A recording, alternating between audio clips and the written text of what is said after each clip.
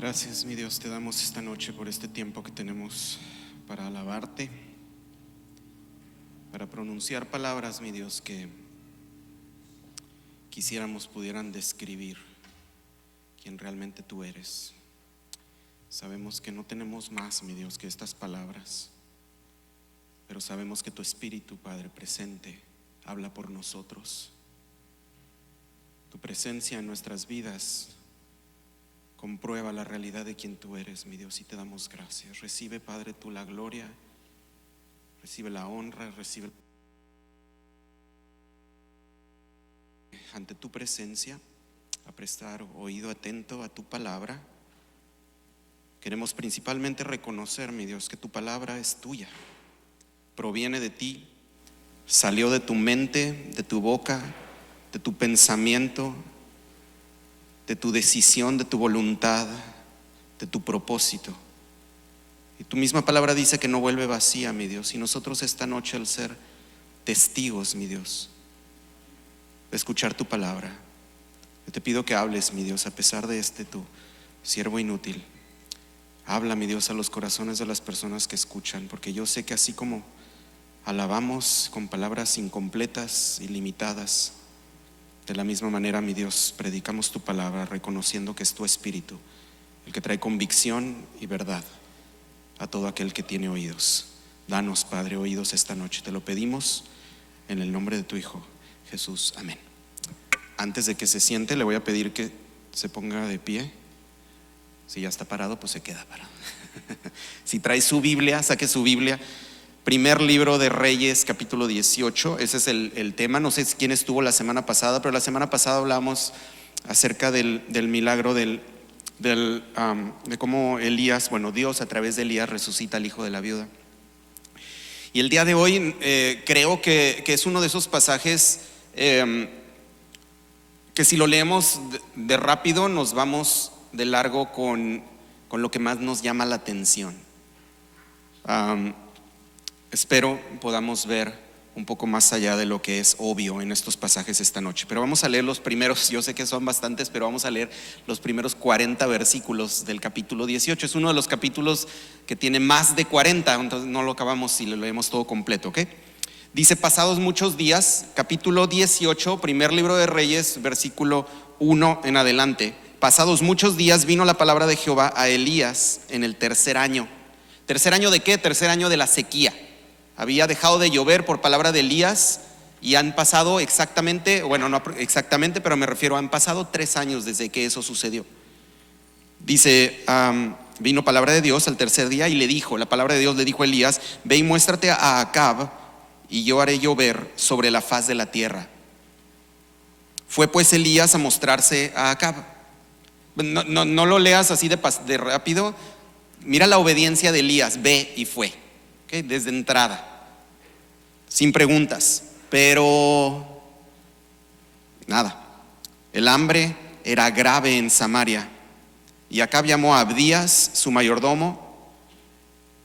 Abdías era en gran manera temeroso de Jehová, porque cuando Jezabel destruía a los profetas de Jehová, Abdías tomó a 100 profetas y los escondió de 50 en 50 en cuevas y los sustentó con pan y con agua.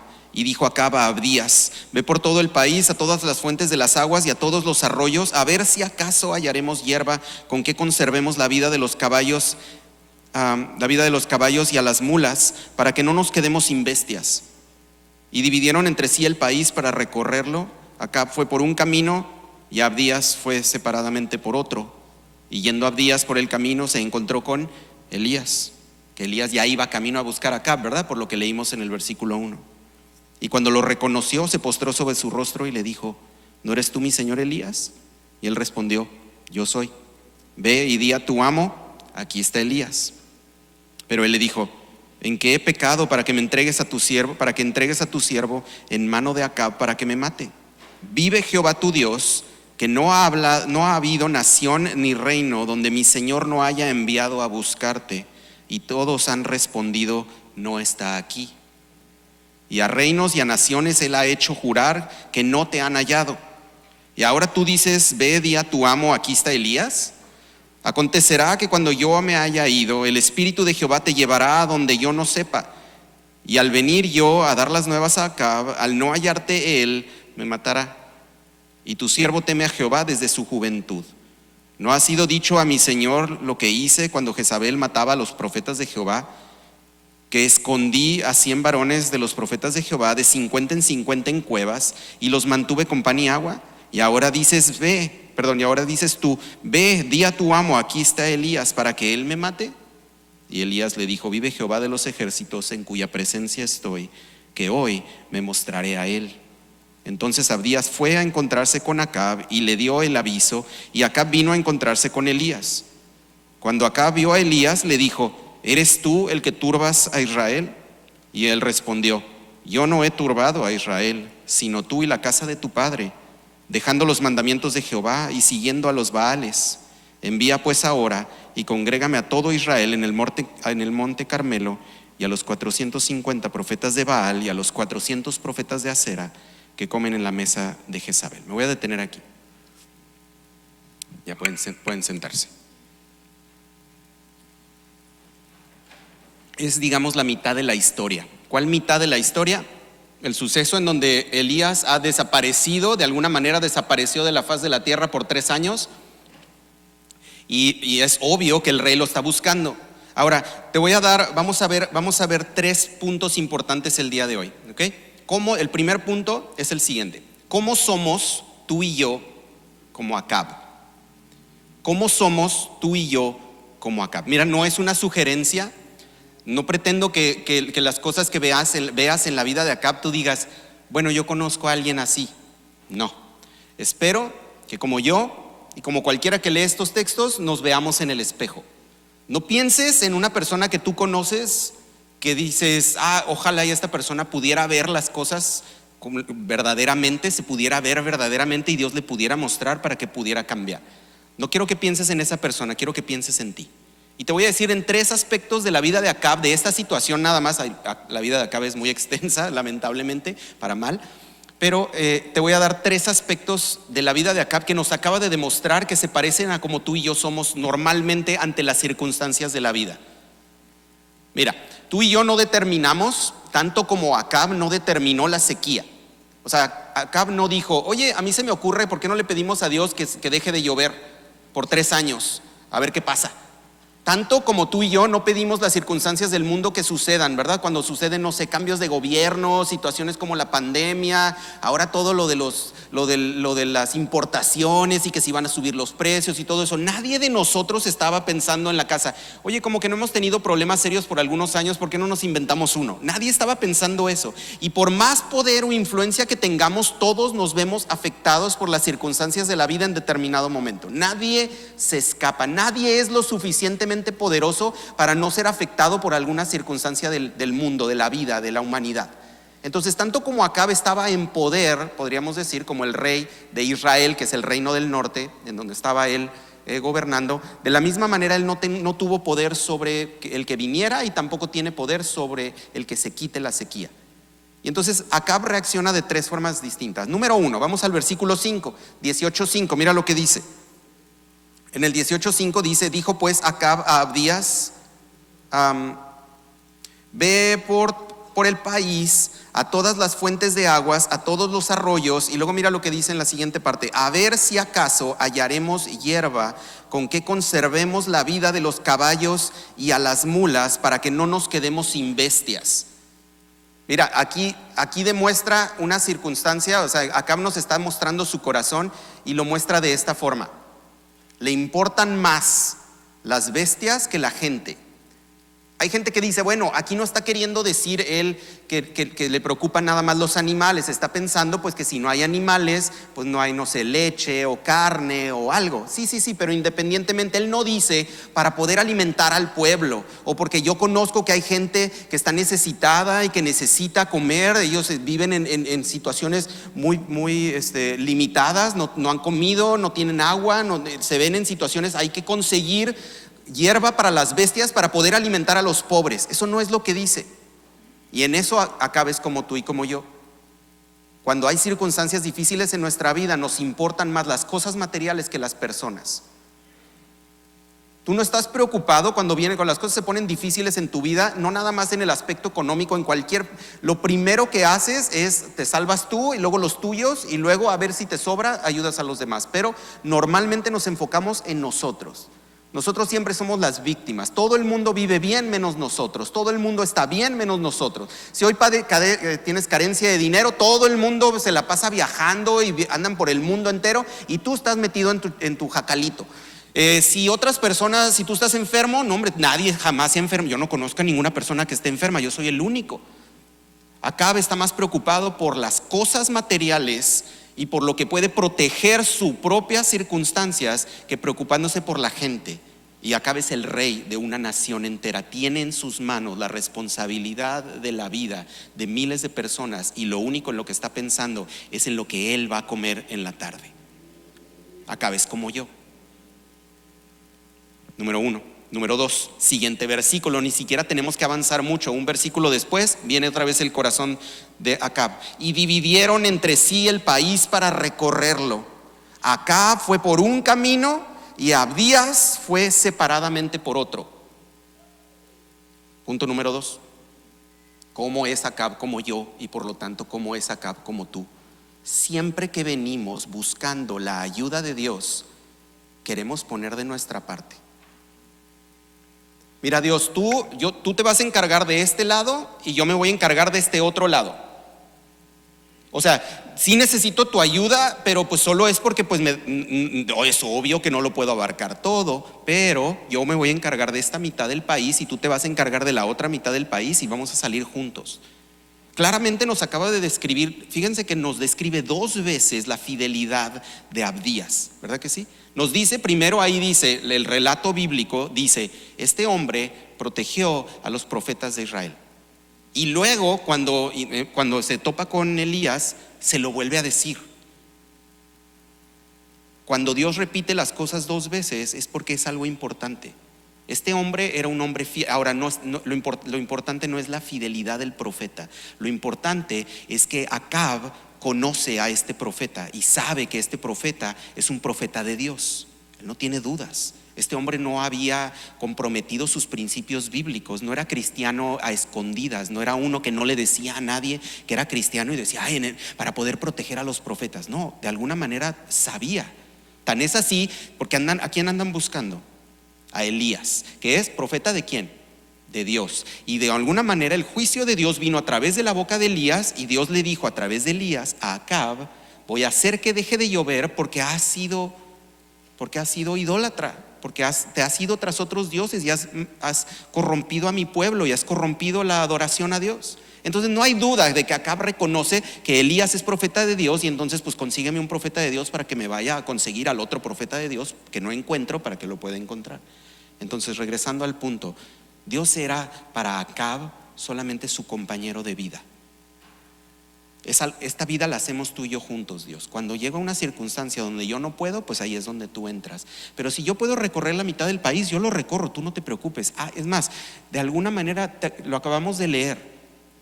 El relato de parte de Abdías es que le dice, cuando Elías le dice, ve y dile que ya estoy aquí. ¿Y qué le contesta Abdías? Le dice, no, me quieres matar. Si yo me voy ahorita y te dejo de ver, aquí te tengo. Si me voy, cuando me vaya el Espíritu de Dios te va a volver a esconder y yo me voy a meter en problemas. Entonces de alguna manera era importante en este caso para Abdías, que Elías se presentara ante Acab. Y Elías le dice, yo voy. Ahora, para Acab, Dios era solamente un instrumento para conseguir algo que él quería. ¿Qué es lo que él quería? Proteger su propia vida. Ya lo vimos, solo le interesaban proteger las mulas. No dice las mulas de la gente, las mulas reales, las que él tenía en su casa. Los de allá afuera, que a ver cómo le hacen para comer. Pero aquí en la casa, aquí sí tenemos. Y vamos a ir a quitarle la comida. Yo me pongo a pensar, ¿qué hubiera pasado si Acab se topaba con una casa donde una persona hubiera inventado una máquina para sacar de la humedad del aire y llenar un tambo de agua? ¿Qué hubiera hecho Acab? Le hubiera dicho, qué buena onda que tú tienes agua, ahí le compartes a los vecinos. Yo me imagino que Acab hubiera dicho, ese bote es para mí. y me das la máquina y me enseñas cómo la hiciste y tráetelo todo. Hubiera preferido dejar a esa gente muerta antes que él quedarse sin lo que él creía que se merecía. Acabes como yo. Uso a Dios cuando me conviene, cuando las cosas están lo suficientemente difíciles, y confieso: sí, Dios, yo sé que yo no puedo contra esto. Vengo contigo. Pero la pregunta no es qué haces cuando las circunstancias se salen de control. La pregunta no es cuánto buscas a Dios cuando verdaderamente no tienes otra opción. La pregunta es qué haces cuando sí puedes. ¿Qué haces cuando está a tu alcance la respuesta? ¿Te pones de todas maneras en las manos de Dios, o le mandas un mensaje a Dios y le dices: Dios, hoy no, ni te levantes, hoy todo está bajo control, no te apresures, hoy no voy a pedir nada de ti? La pregunta no es qué haces en lo malo, sino qué haces en lo bueno, cuando inclusive lo logras, cuando todo sale como creías, y te proteges, te cuidas, lo consigues, lo obtienes, llegas a ese lugar. ¿Cómo te sientes? ¿Sientes que fue gracias a Dios, o fue porque pues aquí Dios y yo somos cuates, somos compañeros, tenemos el mismo interés? ¿Cuántos de ustedes han escuchado que a veces la gente dice: es que Dios tiene un plan precioso para tu vida? Te voy a decir un secreto: tú también tienes un plan precioso para tu vida, ¿o no?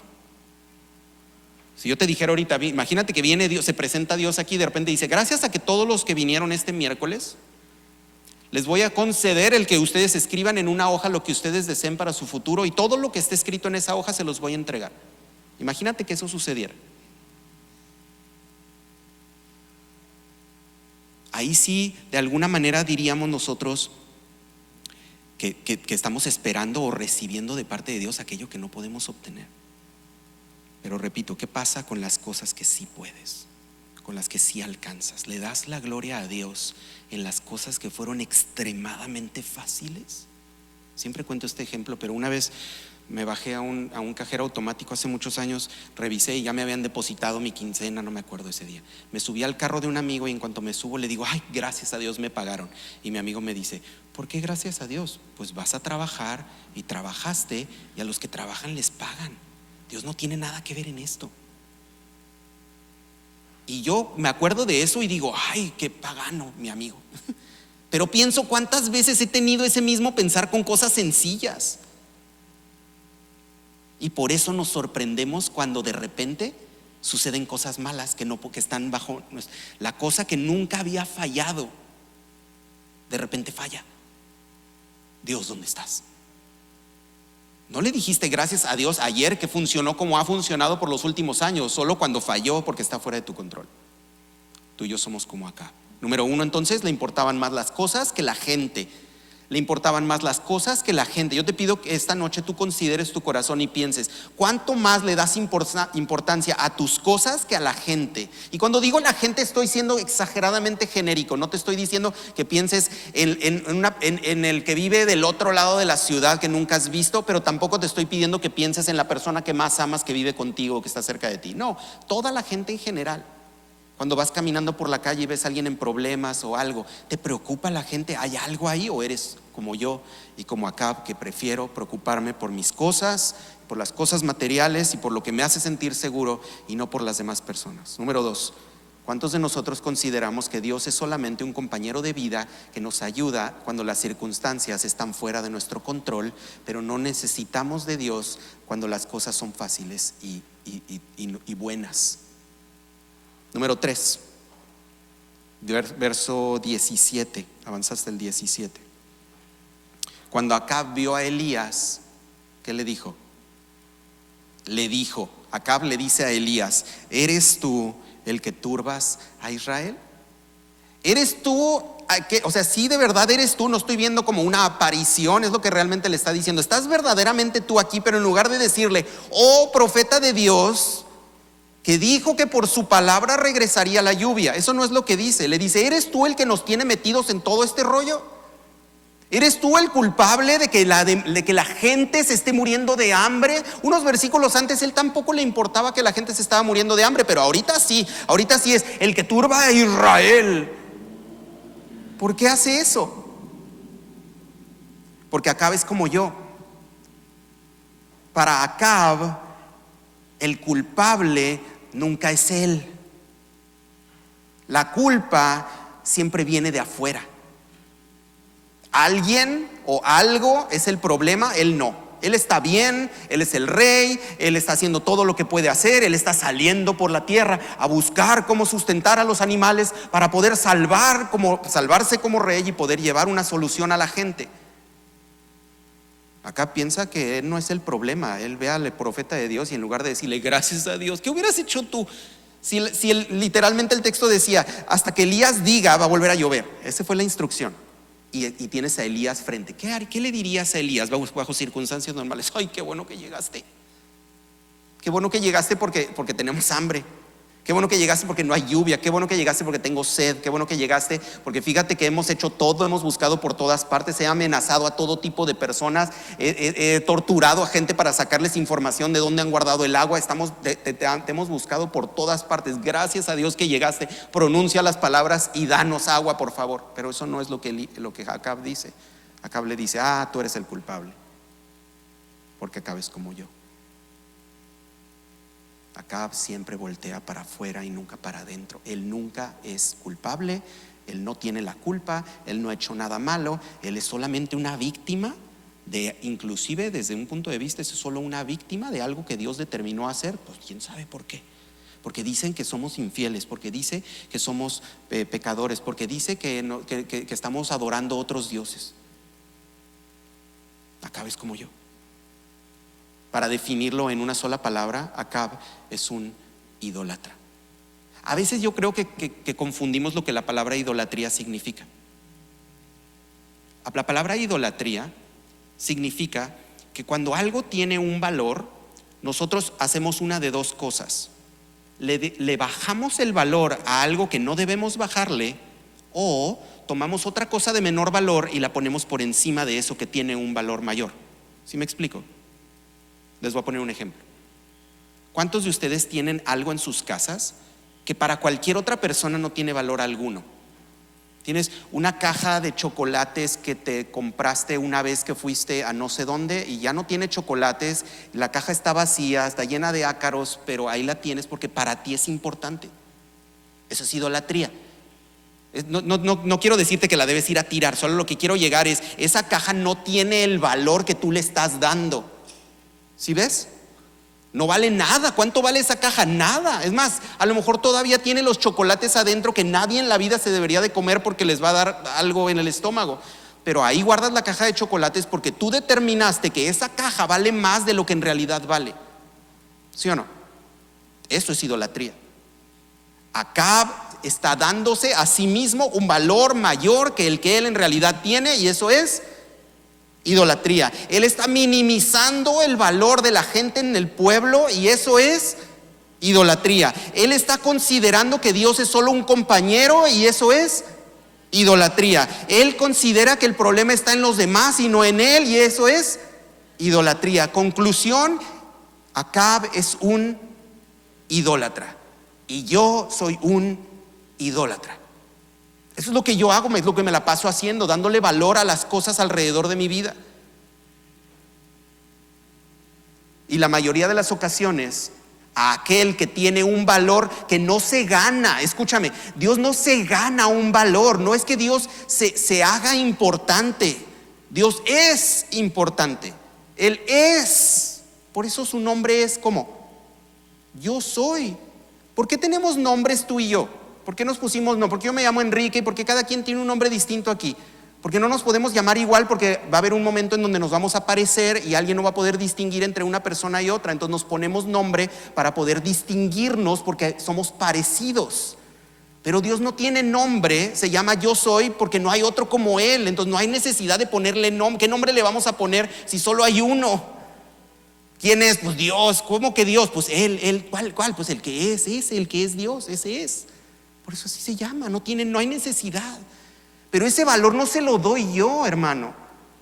Hay gente que dice: es que para mí Dios no tiene valor. Bueno, con todo el debido respeto, pero lo que yo opine acerca de Dios no lo hace menos y tampoco lo hace más. Dios es.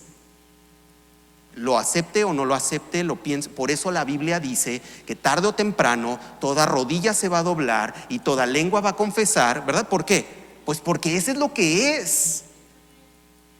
Entonces, ¿qué sucede aquí? Que cuando yo hago estas cosas estoy minimizando o quitándole un valor a Dios y por lo tanto estoy demostrando la idolatría de mi corazón. Decía, no me acuerdo, un autor que decía: nuestro corazón es una máquina de ídolos. Estamos constantemente y en todo momento inventando ídolos nuevos. A veces son cajas de chocolate vacías, a veces son un carro del año que vale 2 millones de pesos. O sea, puede ser cosas que realmente valen o pueden ser cosas que no tienen ningún valor, pero constantemente estamos acomodando en jerarquías en nuestras vidas a personas, a cosas, a situaciones, a sentimientos, a emociones, a todo tipo de cosas. Estamos constantemente, y Dios está así como subiendo y bajando, subiendo y bajando. Y unos días venimos aquí, cantamos y salimos de aquí: oh Dios, eres lo máximo, y sube. Y llego a la casa y no sé, algo pasó, no hay luz, y ahí viene Dios: ay, ya se me acabó la magia. Tanto como Acab, yo soy una máquina de ídolos y estoy constantemente haciéndolos. Ahora te voy a decir 3 cosas que causa, cómo puedes identificar la idolatría en tu vida. Número 1, nos da un sentimiento de control. Cuando Acab iba caminando por la mitad de su reino, él decía: yo estoy en una misión, y yo le dije al profeta por dónde irse. Yo estoy en control, yo puedo ir a donde yo quiera, yo puedo decir lo que yo quiera. Es un objeto o una cosa que te da un sentimiento de control, de que tú decides, que nadie te está diciendo qué hacer. Fíjate lo que hace el mundo allá afuera: es que yo soy libre para hacer lo que yo quiera. Eso dice el mundo, ¿verdad? La palabra de Dios dice claramente que en el mundo nadie es libre. Nadie es libre. Antes de Cristo, o todo aquel que no ha confesado a Cristo como su Señor y Salvador, esas personas son esclavos del pecado.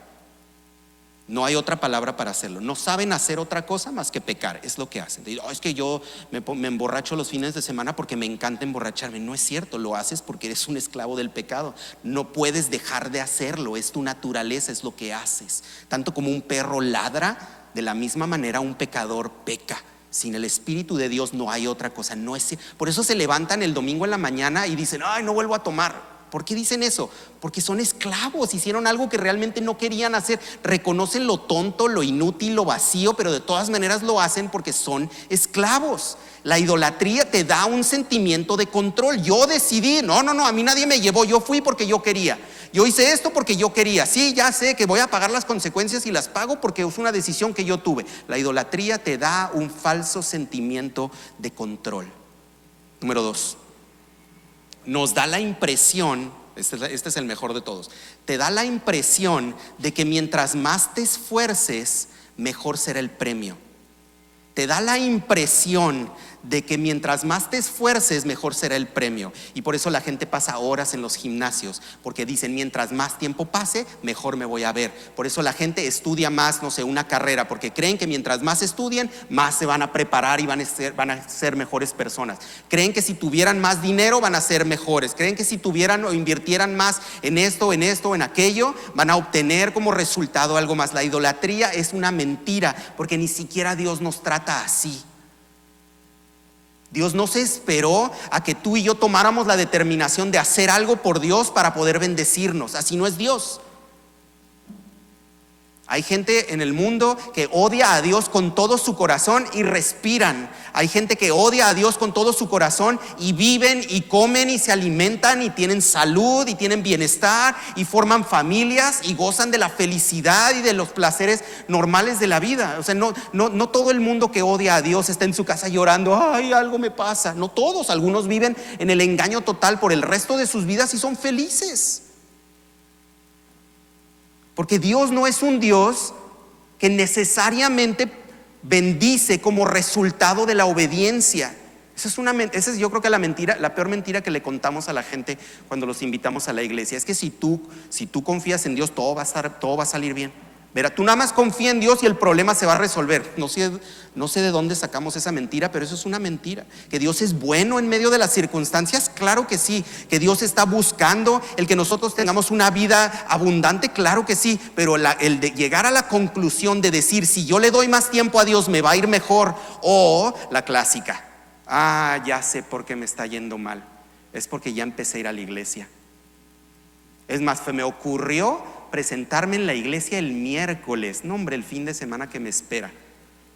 Porque nadie viene el miércoles. Yo fui el miércoles, hice algo por Dios. Lo más seguro es que, híjole, me va a llover de tribulación el resto de la semana. Asumimos que como resultado de que hicimos algo, vamos a obtener algo, ya sea bueno o bueno por malo, como lo quieras ver. Pero creemos que con Dios es una situación de intercambio. Te cambio mi acción por tu bendición, te cambio mi devoción por tu bendición, te cambio mi oración por tu respuesta, te cambio mi amor por el tuyo, te cambio mi salud por la tuya, te cambio una cosa por otra. Y Dios no es un Dios de transacciones, porque la única transacción que Dios hizo, la hizo cuando tú y yo todavía estábamos muertos en nuestros delitos y pecados. No se esperó a que nosotros naciéramos y abriéramos nuestros ojos y dijéramos, híjole, soy como acá, una máquina de ídolos, reconozco que estoy muerto, que estoy en mis pecados, Dios por favor sálvame. Y Dios dijo, ok, voy a enviar a mi hijo para poder rescatarte. Eso no sucedió. Tú y yo abrimos nuestros ojos, y no sé cuántos años tengas, pero yo nací en el 77, y para ese año Cristo ya había venido. Él ya había muerto, Él ya había resucitado, Él ya ascendió a la diestra del Padre, y mi salvación estaba preparada desde antes que yo. Porque Dios no es un Dios en ese sentido de transacciones. No debemos tratar a Dios así. Esa no es la forma en la que nos debemos acercar a Dios. Es algo que la idolatría hace. Lo hacemos todo el tiempo. ¿Cuántos de ustedes? Yo veo a veces en las redes sociales y dice, por ejemplo, no le des tiempo a aquellos que no tienen tiempo para ti. La clásica, ¿no? Cuando alguien, no sé, algo se peleó con alguien o no sé qué, y salen con eso y dices, ¿por qué? O sea, ¿por qué no? La Biblia dice que sí. La Biblia dice que deberías ser sacrificial, que te deberías de dar por otros. ¿Cómo que los vas a ignorar porque te ignoraron a ti? Eso no es lo que la Biblia dice. La Biblia dice, ve y ama a tus enemigos. No al que te ignoró, no al que no te contestó el teléfono, no al que tiene rato que no te llama, no al que tiene rato que te enteraste que habló mal de ti. No, a tu enemigo, el que está buscando tu muerte, ámalo. Es que Dios no es un Dios de transacciones, ni pide que tampoco seamos transaccionales entre nosotros. Si me amas, te amo. Si oras por mí, oro por ti. Si vas conmigo, yo voy contigo. Así somos nosotros, porque eso es idolatría. Le estamos poniendo un valor mayor de lo que es, ya sea a ti o a tu necesidad o a la suya. Último, nos da un sentimiento, la idolatría nos da un sentimiento de sabiduría.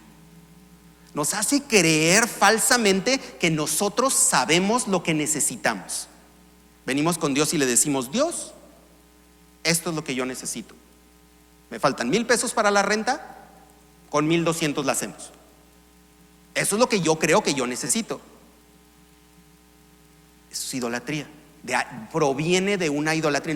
Eso no es confiar en Dios. Ahora, yo tampoco, no te estoy diciendo que si te faltan 1,000 pesos para la renta, no te estoy diciendo que no se los pidas. Solo te estoy diciendo que la idolatría, el creer que Dios te los tiene que dar, o que debes establecer una transacción con Dios o algo para poder obtenerlos, proviene de un corazón de idolatría. Por eso la gente le ofrece cosas a las estatuas, ¿verdad? Les hace promesas, le soban la panza, le echan monedas, le cuelgan cosas, le prenden velas, hacen todo tipo de cosas. ¿Por qué? Porque eso les da un sentido. Esta vela representa esto, que es lo que yo sé que necesito en mi vida. Si tan solo Dios me diera esto, todo estaría bien. Y Dios dice, no, porque si eso fuera cierto, ya te lo hubiera dado. Si verdaderamente tu crecimiento espiritual dependiera de que tú recibieras lo que dices que necesitas, ¿por qué está deteniendo la mano de Dios para dártelo? ¿Qué detiene la mano de Dios para darte algo? ¿Qué puede detener su mano? Nada. Entonces, si nada lo detiene y no te lo da, pues es probablemente porque una de dos, o no es el tiempo, o verdaderamente no lo necesitas, o el resultado de tenerlo es peor que no tenerlo. La idolatría te da un falso sentido de control. La idolatría te hace creer que la vida con Dios es transaccional. Si te doy, me das. Si hago, haces. Y el tercero te da un falso sentimiento de sabiduría. Acab se cree sabio. Él cree que las tiene. Si tan solo encontráramos a Elías, ya me lo encontré y ahora le voy a echar toda la culpa. Y empieza porque llueva en mi castillo para que yo pueda comer. Luego ya después, pues que lluevan los demás. Y Elías dice: mira, tráete a los profetas, ¿verdad?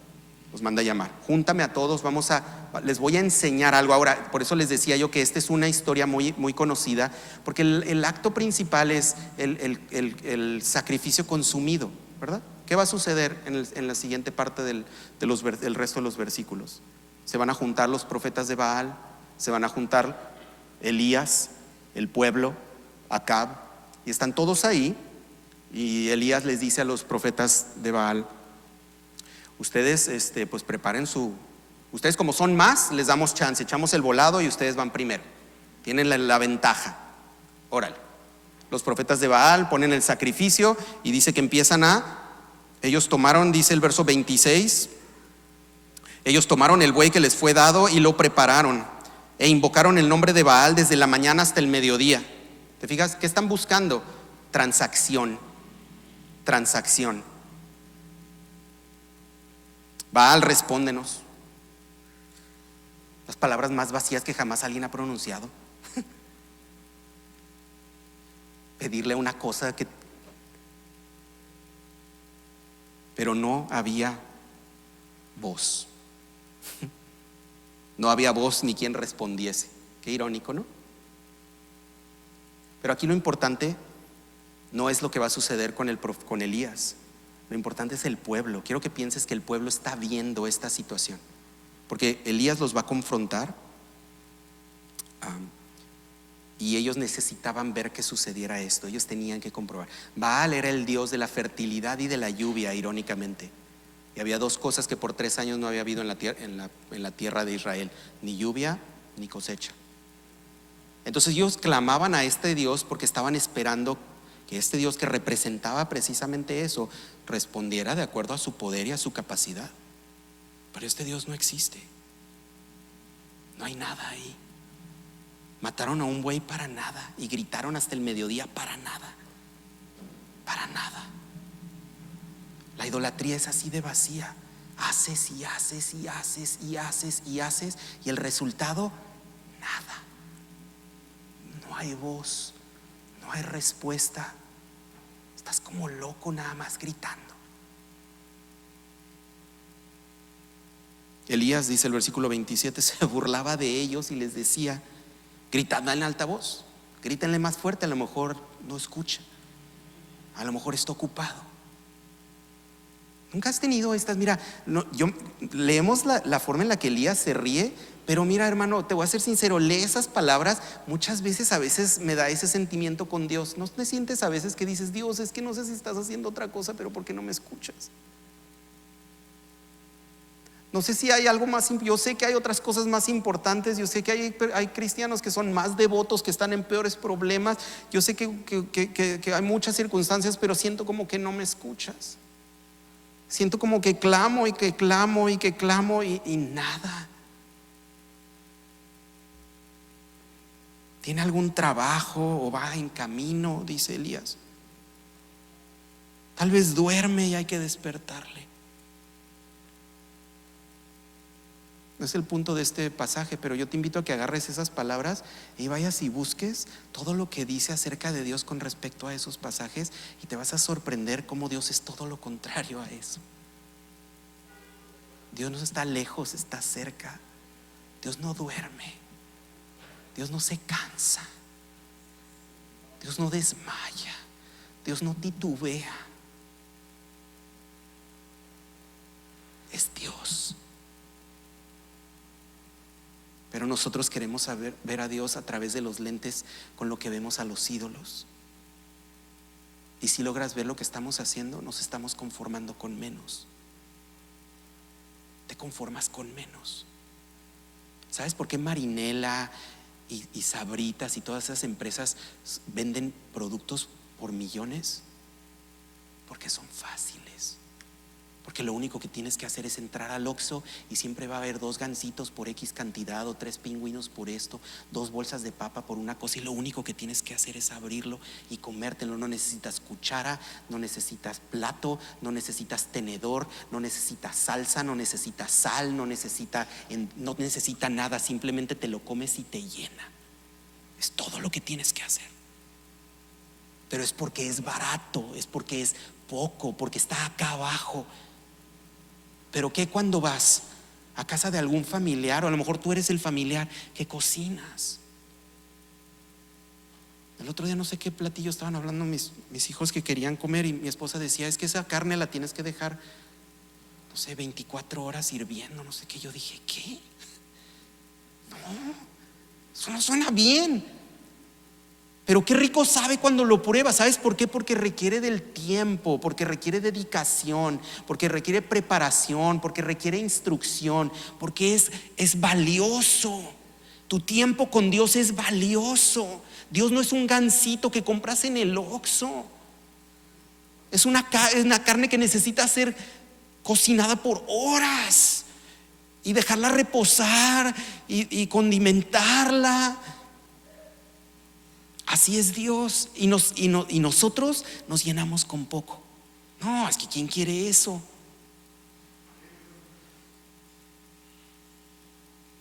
Me voy a regresar al verso 21. No sé ni qué hora es, pero en el verso 21 dice: acercándose Elías a todo el pueblo les dijo. Esta frase es una frase bien bonita. Es una frase que yo creo que tú y yo nos debemos hacer esta noche. Es una pregunta.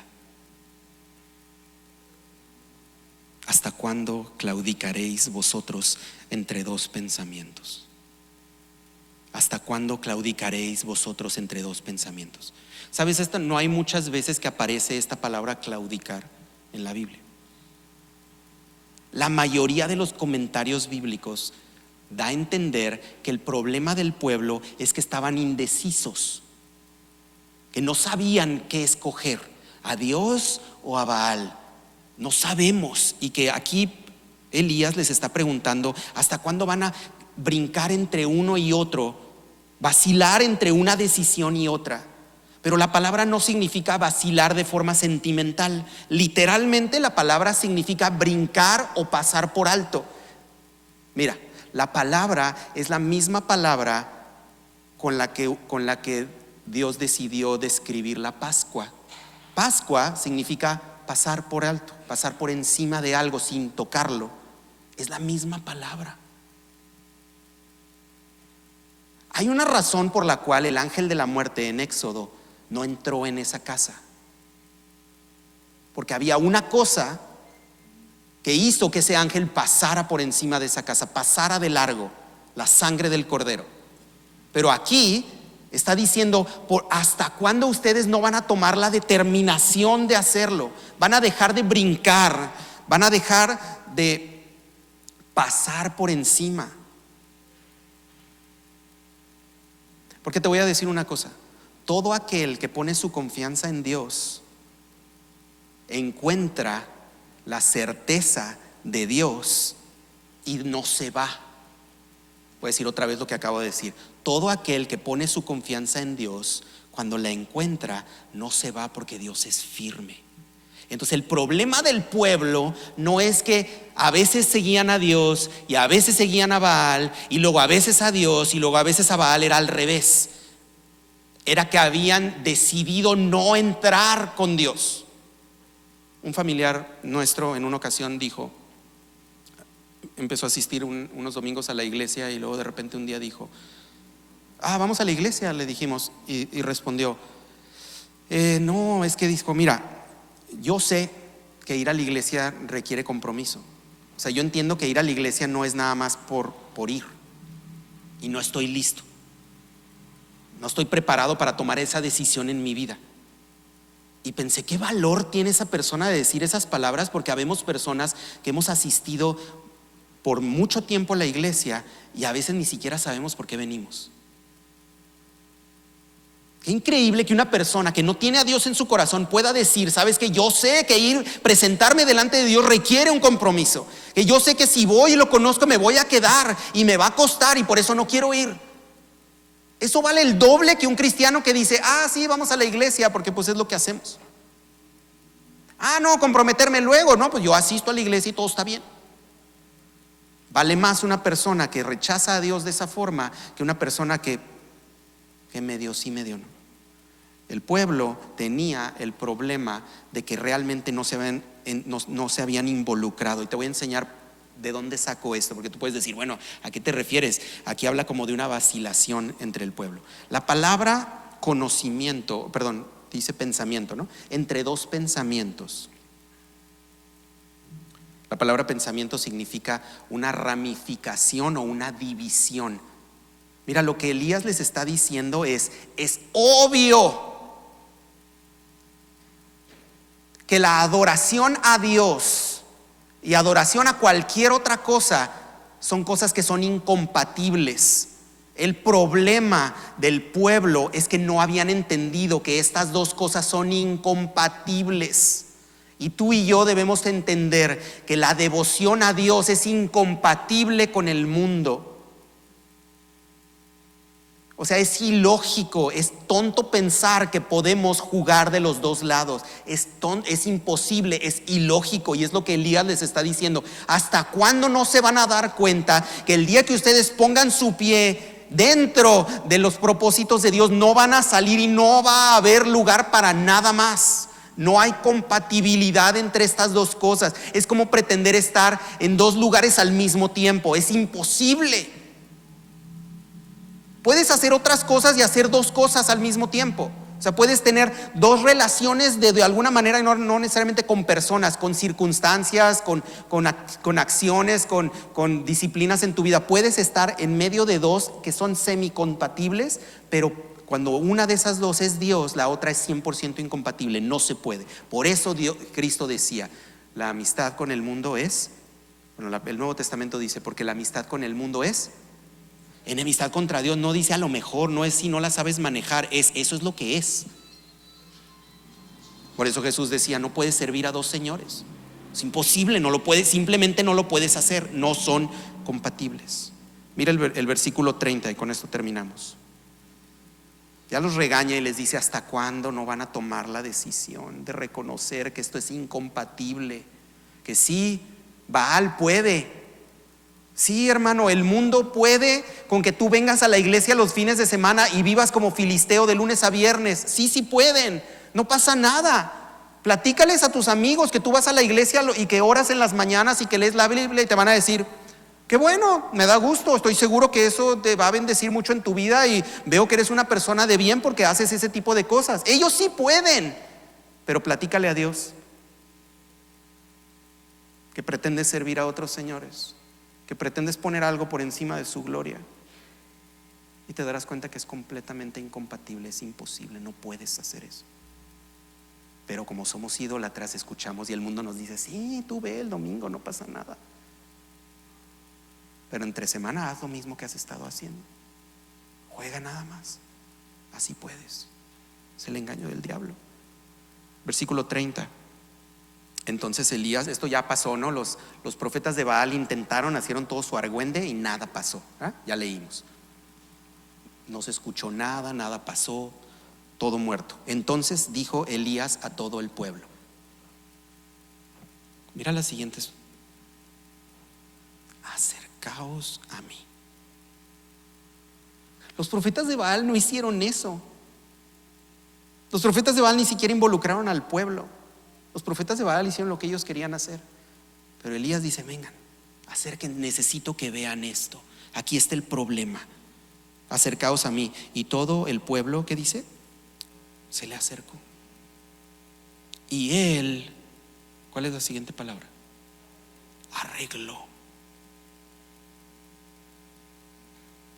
Arregló el altar de Jehová que estaba arruinado. Era la misma montaña, y en la misma montaña había un altar de Baal y un altar de Dios. ni siquiera podemos exactamente saber si el altar de Baal ya estaba ahí o lo pusieron como resultado del encuentro, pero el que ya estaba ahí era el de Dios. ¿Sabes? La palabra arreglar literalmente significa sanar. Es la palabra sana, la palabra que dice cuando cualquier otro versículo en el Antiguo Testamento donde hable de sanidad, de que una persona estando enferma sana, es el mismo. Lo restauró, lo sanó, lo corrigió, lo enderezó, lo que tú quieras, lo puso, lo regresó a como debería de estar. Estaba roto, estaba descompuesto.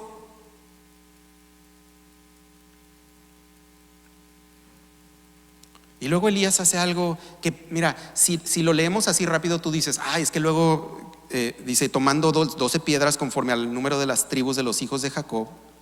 Luego dice el verso 32, edificó con las piedras un altar en el nombre de Jehová, y después hizo una zanja alrededor del altar en el que cupieran 2 medidas de grano. Preparó luego la leña y cortó el buey en pedazos y lo puso sobre la leña y dijo, llenad 4 cántaros de agua y derramadla sobre el holocausto.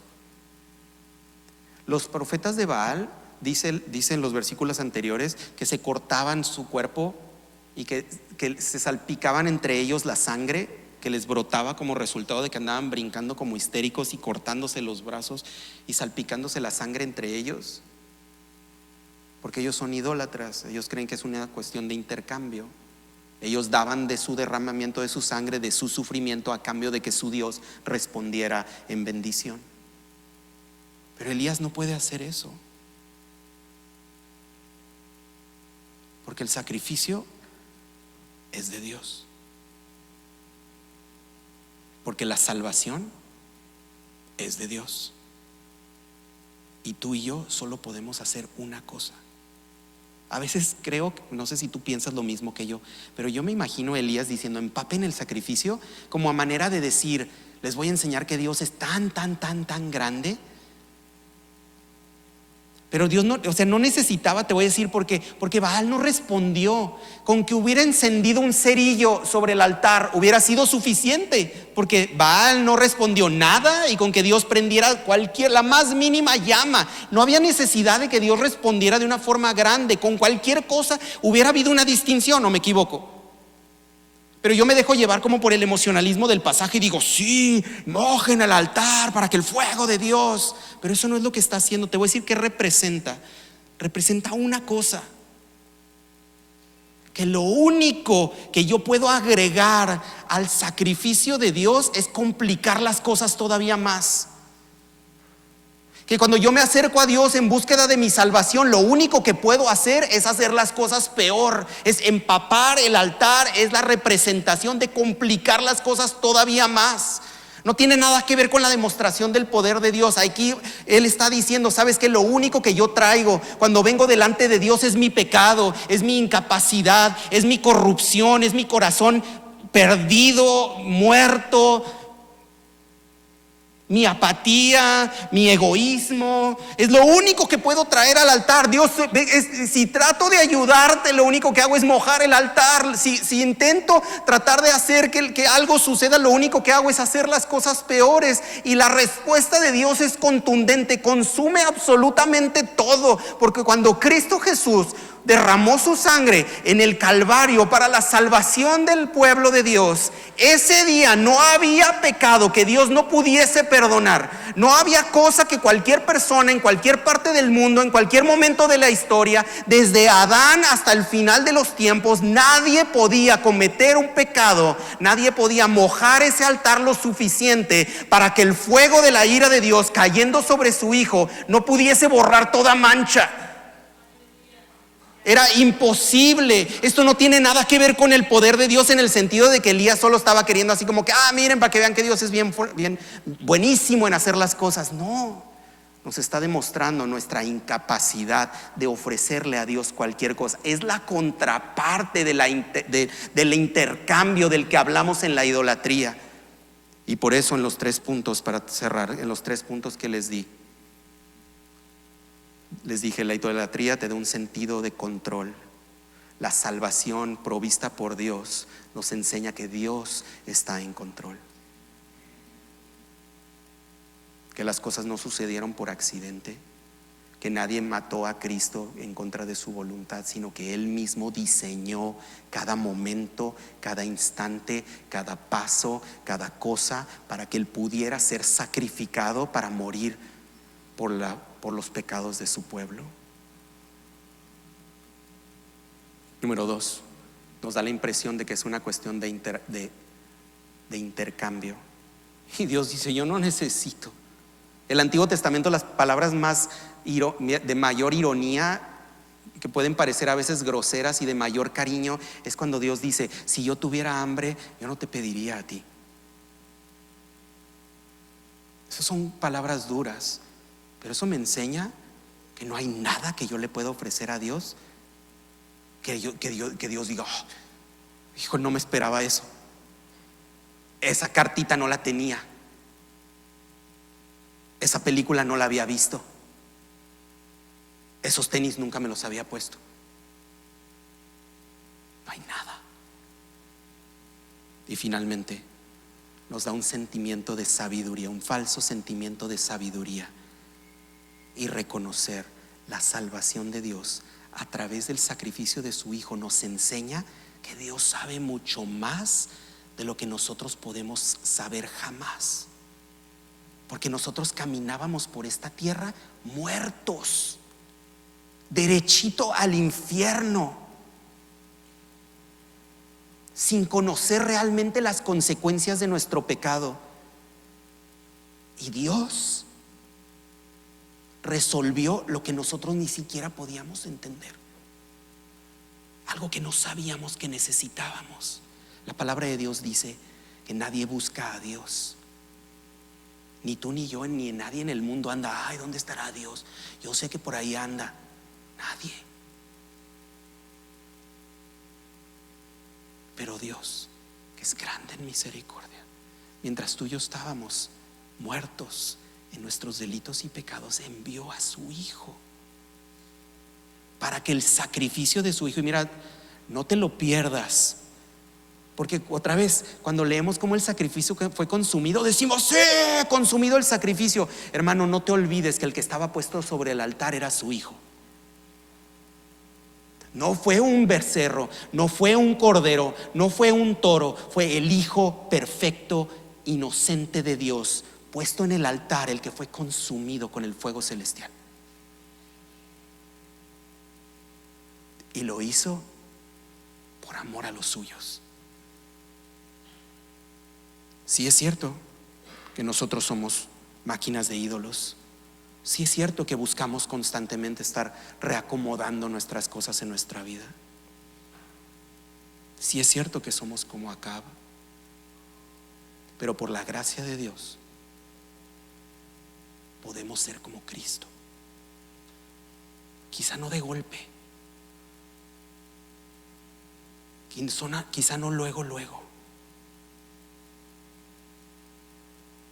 Pero qué regalo nos ha dado Dios que podamos ser como Él, y que verdaderamente pongamos en orden las situaciones de nuestra vida y aprendamos a vivir en confianza de Dios.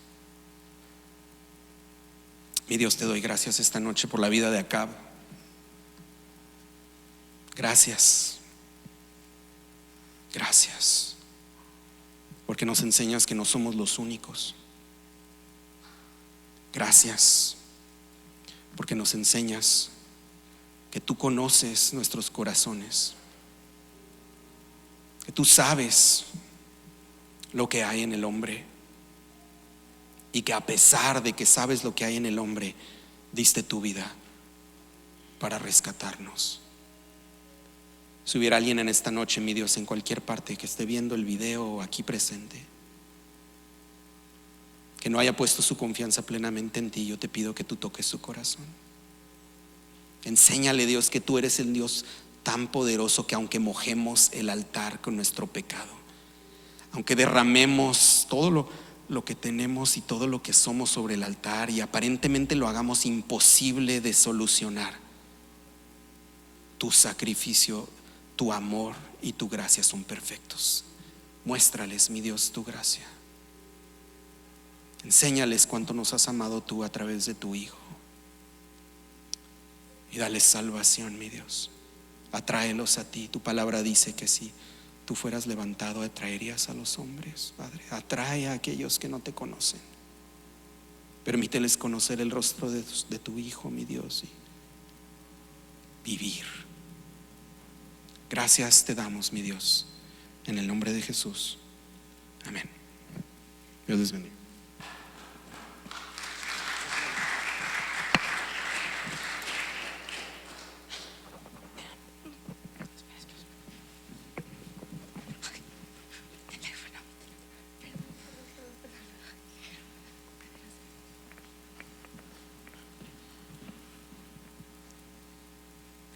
Una disculpa. Acompáñenme a leer Malaquías 3:10. Por favor.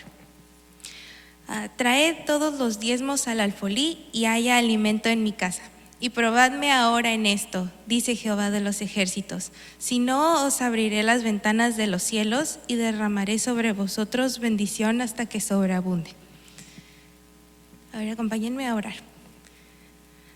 Gracias, Dios, por tu misericordia, por tu bondad, por este momento, mi Dios, de poderte venir a aprender de tu palabra, mi Dios, a poder glorificarte y honrarte, dándote unas horas de nuestro día, mi Dios.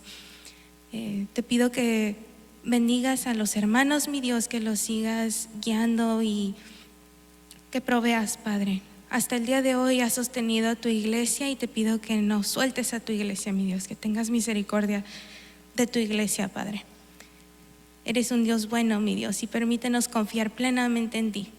En el nombre de Cristo Jesús oramos. Amén. Servidores, ¿me pueden ayudar con el video de anuncios? Escuela Dominical para Adultos, domingo 10 de la mañana. Estamos iniciando con nuevas clases. ¿Y tú? ¿A cuál vas a entrar? Alta potencia, todos los domingos a las 10 de la mañana. Arca para niños de primaria a las 12 del día. Reunión de varones, todos los lunes a las 7:30 p.m. Madres orando por sus hijos, martes a las 9 de la mañana. Noche de alabanza y ministración, próximo miércoles a las 7:30 p.m. Reflejo, reunión de jóvenes todos los viernes a las 7 p.m. Retiro de mujeres Jasper, el 3 y 4 de octubre en el Hotel Baja Inn Ensenada. Nuestra oradora invitada, Cristina Moret. Hay cupo limitado. Aparta tu lugar con Lore Santillán o Rosy Ortiz. Nos preparamos para la fiesta más grande de nuestra ciudad. Marcha para Jesús, Tijuana 2025.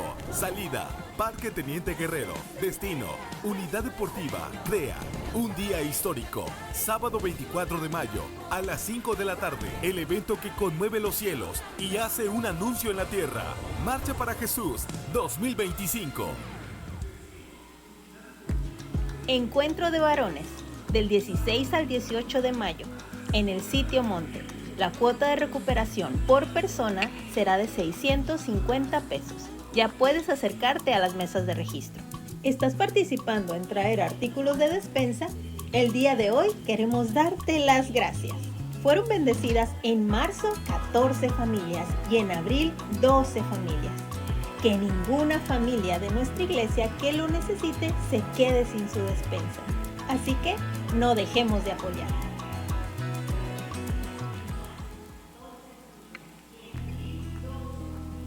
Escuela Dominical para Adultos, domingo 10 de la mañana. Estamos iniciando con nuevas clases. ¿Y tú? ¿A cuál vas a entrar? Alta potencia, todos los domingos a las 10 de la mañana. Arca para Bueno, ahí tienen los diferentes anuncios, eventos que va a haber, que hay en todas las semanas en la iglesia. No olviden también acompañarnos los domingos a las 12 al servicio general. Los esperamos. Gracias.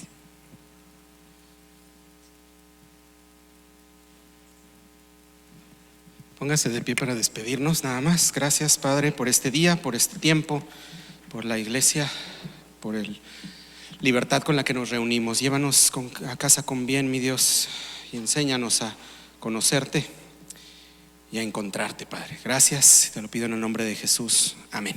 Que Dios les bendiga. Están despedidos.